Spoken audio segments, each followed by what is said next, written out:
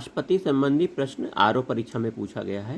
प्रश्न है, भारतीय संविधान के 70वें संशोधन द्वारा भारत के राष्ट्रपति के चुनाव में जिन 2 केंद्र शासित प्रदेशों को भाग लेने का अधिकार दिया गया है उनका नाम पूछा गया है। तो 70वें संविधान संशोधन द्वारा राष्ट्रपति के चुनाव में 2 केंद्र शासित प्रदेशों का नाम दिल्ली और पांडिचेरी है, पुदुचेरी कहा जाता है। देखिए बी ऑप्शन आपका सही है, दिल्ली और पुदुचेरी आंसर सही है आपका, ठीक है, याद रखिएगा। वहीं अगला प्रश्न है, निम्नलिखित में से कौन भारत के राष्ट्रपति के निर्वाचन हेतु निर्वाचक गण में सम्मिलित नहीं है? तो भारत के राष्ट्रपति के निर्वाचक गण में लोकसभा के निर्वाचित सदस्य हैं, बिल्कुल सही। राज्यसभा के निर्वाचित सदस्य हैं, बिल्कुल सही। राज्यों के विधानसभाओं के निर्वाचित सदस्य हैं, बिल्कुल सही। राज्यों के विधान परिषद के निर्वाचित सदस्य ये नहीं है, तो डी ऑप्शन आपका सही है। राज्यों के विधान परिषद के निर्वाचित सदस्य राष्ट्रपति के निर्वाचन हेतु निर्वाचक गण नहीं है। वहीं अगला प्रश्न पीसीएस परीक्षा में पूछा गया है, राष्ट्रपति के उम्मीदवार के लिए क्या आवश्यक नहीं है?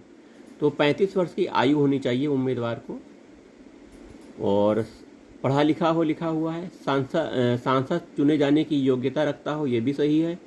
देश का नागरिक हो, ये भी सही हो। पढ़ा लिखा हो, यह बात नहीं की गई है, तो बी ऑप्शन सही है। अगला प्रश्न है, भारतीय संविधान के किस अनुच्छेद के तहत राष्ट्रपति पर महाभियोग चलाया जा सकता है? तो अनुच्छेद 61 कहता है राष्ट्रपति के महाभियोग की प्रक्रिया। तो अनुच्छेद 61 राष्ट्रपति के महाभियोग का आंसर है, डी ऑप्शन सही है, ठीक है। वहीं भारत के राष्ट्रपति पर महाभियोग लगाने का अधिकार किसे है? संसद के दोनों सदनों को है। किसी भी सदन में महाभियोग प्रस्ताव प्रस्तुत किया जा सकता है, तो ए ऑप्शन आपका सही है।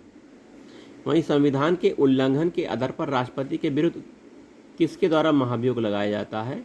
तो संसद के दोनों सदनों में, लोकसभा या राज्यसभा दोनों सदनों में प्रस्ताव आता है महाभियोग का, तो दोनों सदन आंसर सही है। ऊपर का ये रिपीटेड प्रश्न है। यह प्रश्न महत्वपूर्ण है, भारत के राष्ट्रपति पर महाभियोग चलाने के लिए कम से कम कितने दिन की पूर्व सूचना देनी चाहिए? 14 दिन की पूर्व सूचना होनी चाहिए महाभियोग चलाने से पहले, ठीक है।